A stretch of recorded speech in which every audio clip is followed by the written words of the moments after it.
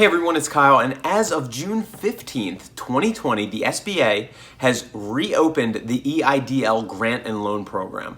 Now, what this entails is a free $1,000 check that does not have to be repaid. The only thing that you have to do for this free $1,000 check is to gently destroy the like button below. It helps with the YouTube algorithm. And also subscribe if you have not done so already, and hit the notification bell, and follow me on Instagram. Just kidding. So as of June 15th, 2020, the SBA opened up again the EIDL, the Economic Injury Disaster Loan Program. So what this entails is that anyone that is a 1099 employee, that is a freelance worker, that is a gig worker, that is a independent contractor, would be eligible to receive a free $1,000 grant. Also, for small businesses that want to apply for this, small businesses can apply $1,000 per employee for up to 10 employees. So they are eligible to receive a $10,000 EIDL grant. Now, this is eligible for any small business with less than 500 employees. And this is fully different than the first individual stimulus check, the CARES Act, which entitled $1,200 going to any individual that received less than a certain number of income per year. I wasn't eligible to receive this kind of stimulus package. However, that was pretty much for 60% of the population. This is for another percentage of the population that has ever been an independent, well, not ever been, but is could be a real estate agent on the side on the weekends, but has even if you have a main job, but you are an independent contractor, you have created an LLC for yourself and do work on the side. You might be selling items online, you might sell products online, and you've created an LLC for that. That is a small business, and you are entitled to that grant, even though that you are even if you are a sole proprietor of that business, you are technically an employee. So according to an article in Forbes, this is everyone who is eligible, and I will read it right from the article.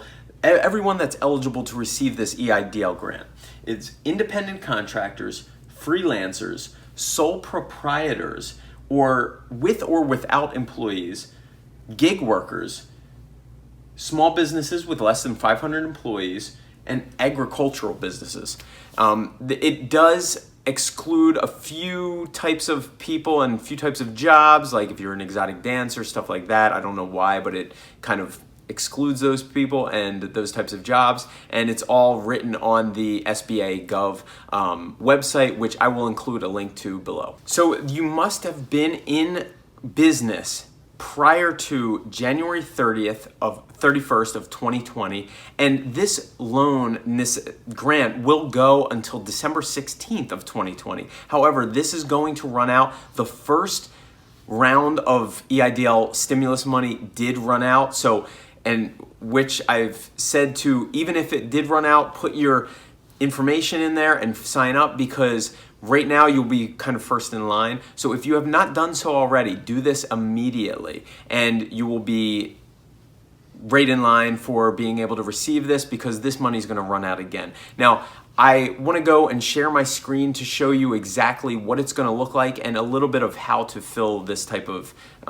application out. So here is what the application for the EIDL looks like. So you got to go to this covid19relief.sba.gov /number. I don't know what that is, but I have a link to it below. So it will look like this when you come to it.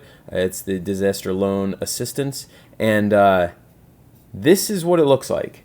So on the first question, if you are an independent, if you are a business that has more than one employee, say you're a real estate agent and you're 1099, you're going to click this. Applicant is an individual who operates under a sole proprietor, with or without employees, or is an independent contractor. I would probably just click that, even if you do have, it says with or without employees, so that's the one you want to choose there.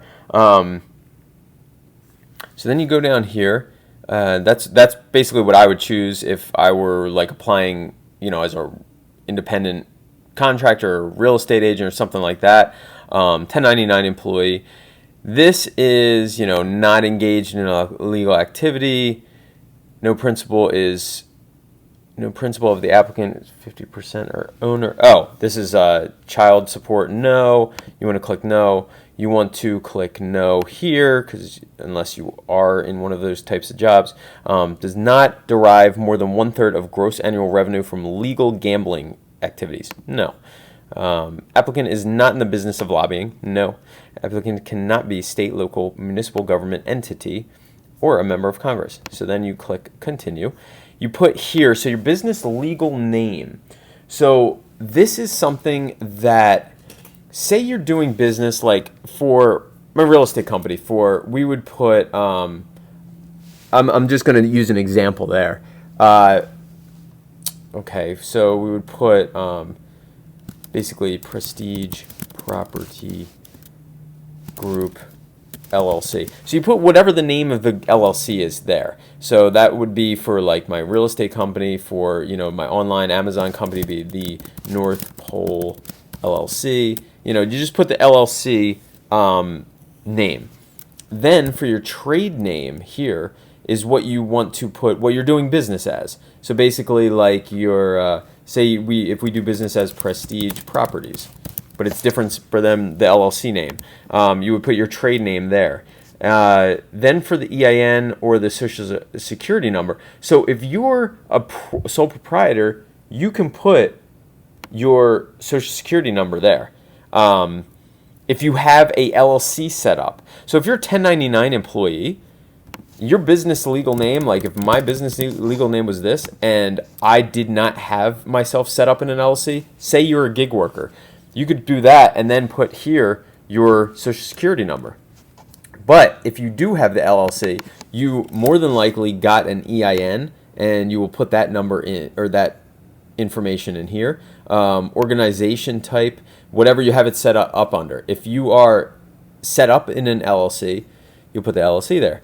If you are an independent contractor, you can put the independent contractor there. So that's where you set that up. Nonprofit, a franchise, no. Gross revenues for the 12 months prior to the disaster. So this is like whatever the gross revenues are, and then like say it's $1 million. Say you sold, your business brought in $1 million worth of stuff, but the cost of goods sold for the 12 months prior. So say it cost you to run this business $600,000. Well, then you're 400 in the profit. So essentially, that's how they're going to look at that. Is your gross revenues minus your cost of goods sold for those months, and what it cost you to run those business. Rental properties. This is if you own. This is actually where I think that rental properties could set up under an LLC. Like I have a couple LLCs for my rental properties that could be in here. So if you have your LLC set up, and it's like a business, it's really running like a business, you could put that loss of rental properties in here. Say your tenant didn't pay you the $1,000 rent for 3 months. Well, that's $3,000, lost rents. So you put this all stuff in here. Your business address, business email, business just information, and then you click next. And so then if you are on the next page, I'm not going to do all of this stuff because it's a lot to fill in. But where you put, it'll ask you for the owner, and if it's you as a sole proprietor, 1099 employee, gig worker, freelancer, you put 100% owner because you're the only single entity owner there. It will ask for the date that it's established.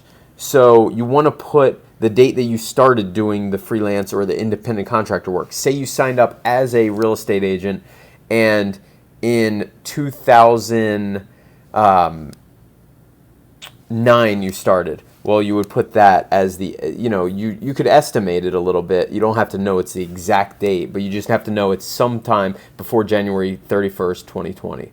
And then the form will ask you for a bank account, so just make sure that you put in your bank account and your routing number for the bank that you want this money to go into. It would probably be your business bank or wherever you deposit your checks from that work.